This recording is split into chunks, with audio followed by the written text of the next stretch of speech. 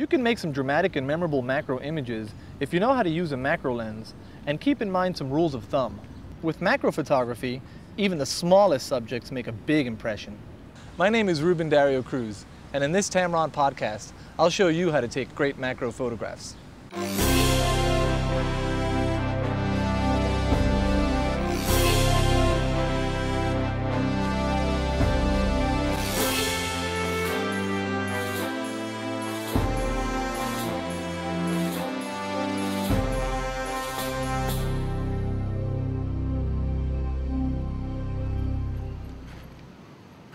Shooting subjects using a dedicated macro lens can increase the quality of your photographs substantially.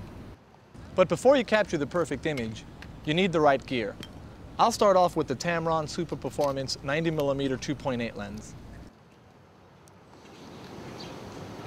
I'm set to 5.6 at 125.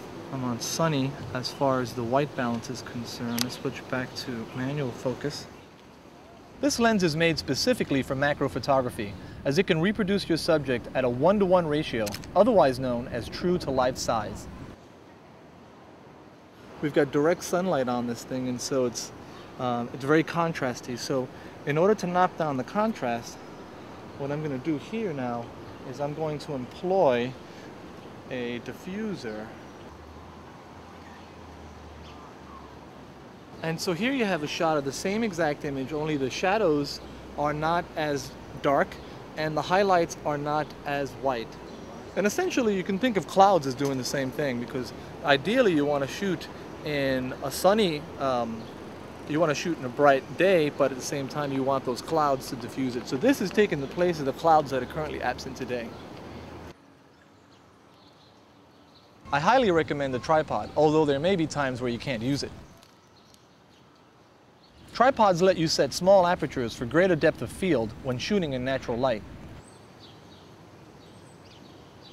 Shooting without a tripod could make it difficult to get a sharp image, although not impossible. Using natural light is always desirable, as it produces a soft, warm light. When you find yourself in darkly lit situations, a ring flash can provide light as well as help freeze motion. Because it mounts on the end of the lens, it reduces shadows to a minimum. Once you've found the right subject, light, and background, it's time to compose your shot. When you need a greater working distance, the Tamron Super Performance 180mm 3.5 is the macro lens of choice.